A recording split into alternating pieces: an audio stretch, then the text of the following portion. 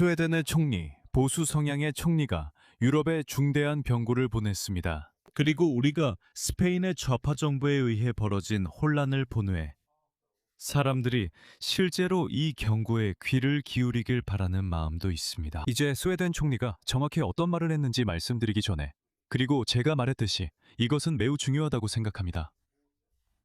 스웨덴 정부의 실적을 보면 정말 흥미로운데, 그들은 스웨덴이 폭탄 테러와 총격 등으로 갱단의 전쟁터가 된 상황을 물려받았습니다. 꽤 충격적인 일들이었죠. 우파 스웨덴 연립정부가 한 일로 보면 50년 만에 처음으로 순이민이 발생했습니다. 즉 스웨덴에 들어오는 사람보다 떠나는 사람이 더 많다는 의미입니다. 망명 신청 건수는 40년 만에 최저치로 떨어졌습니다. 2025년에도 다시 30% 감소했습니다. 망명 신청 건수는 1985년 이후 가장 낮은 수준입니다. 2025년 스웨덴에서 총격 사건이 절반으로 줄었습니다. 2022년과 비교하면 63% 감소했고 2024년과 비교하면 49% 줄었습니다. 지난해 스웨덴의 살인 사건은 10년 만에 최저치를 기록했습니다. 살인과 과실치사율도 상당히 감소하고 있습니다. 그래서 갱단 폭력 문제에 대해 스웨덴 정부가 분명히 대처하고 있다는 것을 알 수 있습니다. 그리고 국경 보안 측면에서 스웨덴 정부가 어떤 입장인지 보기 위해 최근 스웨덴 민주당의 유럽의회 의원 찰리 바이머스가 이렇게 말했습니다. EU 지도자들이 옳습니다. 우리는 이민 통제를 위해 더 강도 높게 노력해야 합니다. 송환 규정은 이 의회의 상식적인 다수의 승리였습니다. 이것은 분명한 신호를 보냅니다. 여기에 있을 권리가 없다면 송환될 것입니다. 이것이 진전입니다. 하지만 더 대담해져야 합니다. 전체 망명 절차, 즉 모든 신청을 접수하고 평가하며 시용하는 과정을 유럽연합 외부로 옮겨야 합니다. 우리는 불법 이주자들이 그들의 신청이 심사되기도 전에 유럽 땅을 밟도록 계속 내버려둘 수 없습니다. 그것이야말로 이 미립국 업자의 비즈니스 모델을 깨고 우리 국경의 혼란을 끝낼 수 있는 유일한 방법입니다. 프론텍스의 유일한 임무는 우리의 국경을 지키는 것뿐이어야 합니다.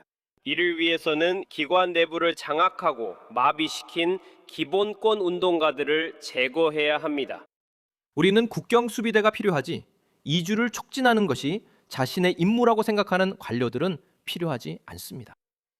대규모 억제 캠페인은 불법 이주자들이 목숨을 걸고 우리 사회에 부담을 주기 전에 분명하게 경고해야 합니다. 그리고 맞습니다. 우리는 또한 지나간 시대에 만들어진 구시대적인 국제 협약들도 폐기해야 합니다. 이제 더 이상 21세기 유럽 시민들의 이익에 부합하지 않습니다. 이제 통제권을 되찾아야 할 때입니다. 우리 사회에서 안전함을 느끼고 싶어하는 시민들을 위해서입니다. 누가 들어올지 결정할 권리가 있는 우리 각국을 위해서, 그리고 유럽 자체가 앞으로도 번영하고 안전하며 앞으로 여러 세대가 지나도 그 모습을 알아볼 수 있는 유럽으로 남기 위해서입니다. 감사합니다. 이것은 스페인의 좌파 총리 페드로 산체스가 보여준 것과는 상당히 대조적이죠. 산체스 총리는 물론 스페인에서 이 사면 정책을 시행했습니다. 스페인에서는 방금 50만 명의 불법 이주민을 합법화하는 새로운 절차를 승인했습니다.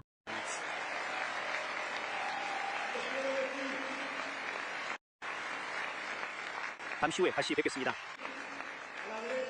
그리고 이 프로젝트에 반대하는 우파와 극우파에게 말하고 싶습니다.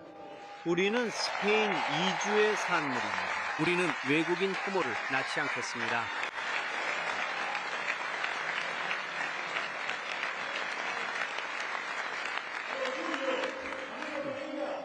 친애하는 친구들, 우리는 역사의 올바른 편에 서 있음이 자랑스럽습니다.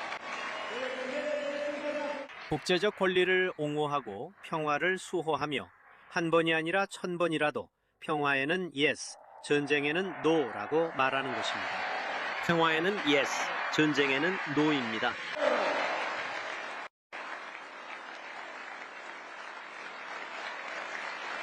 우리는 세우타가 겪고 있는 이 끔찍한 위기의 한가운데에 있습니다. 우리가 말하고자 하는 것은 페드로 산체스가 우리 국경을 지킬 능력이 없고 그의 통제되지 않은 이민 정책이 유럽연합에도 해를 끼치기 때문에 스페인의 국제적 위신이 계속 떨어질 것이라는 점입니다. 우리는 여전히 왜 모로코가 자국의 어린이들과 미성년자, 청년들을 돌보지 않는지 이해할 수 없습니다.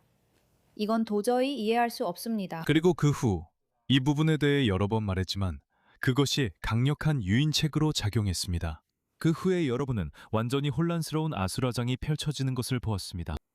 그리고 그것은 물론 스페인과 개방된 국경을 가진 유럽연합 국가들에 엄청난 영향을 미쳤습니다. 그래서 스웨덴 총리 울프 크리스테르손은 이 상황에 대해 스페인 당국이 다시 통제권을 되찾기를 분명히 원한다고 밝혔습니다. 그리고 울프 크리스테르손은 경고를 했습니다. 그리고 그 구체적인 경고를 말씀드리기 전에 이것이 크리스테르손이 어떤 입장에 있는지를 보여줍니다.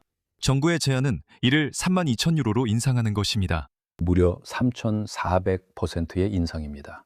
그 방법이 많은 사람들에게 효과적일 것 같지는 않지만 우리는 통합에 문제가 있다는 것은 분명합니다. 그리고 스웨덴에 합법적으로 머물 권리가 있지만 기본적으로 통합되지 않고 스웨덴의 삶의 방식을 진정으로 받아들이지 않는 사람들이 있다면 적어도 그들은 자신의 출신국으로 돌아가는 것을 생각해 볼 수 있을 것입니다. 현재 불허 결정을 받은 사람들 중 약 80%가 여전히 유럽에 머물고 있습니다. 스웨덴에서는 결코 용납될 수 없지만 우리는 관리해 왔습니다. 현재 불허 결정을 받은 이들 중 약 20%만 남아 있습니다. 그래서 우리는 반드시 이주를 통제할 필요가 있습니다. 그래서 네, 최근에 우리가 본 그 혼란 이후로 안타깝게도 스페인의 불법 이민자 사면 조치에 이어서 여기 울프 크리스테르손이 있습니다. 그는 매우 분명하게 스웨덴을 대표해서 말하고 있습니다. 그래서 저는 이제 스페인 정부가 유럽의 외부 국경을 보호하기 위해 필요한 구체적인 조치를 취할 것으로 기대합니다. 그리고 이것이 유럽의 국경에 관한 것이며 국경이 보호되지 않을 때 어떤 일이 일어나는지를 보여준다고 지적하고 있습니다. 그리고 우리는 다시는 그런 일이 일어나지 않도록 해야 합니다.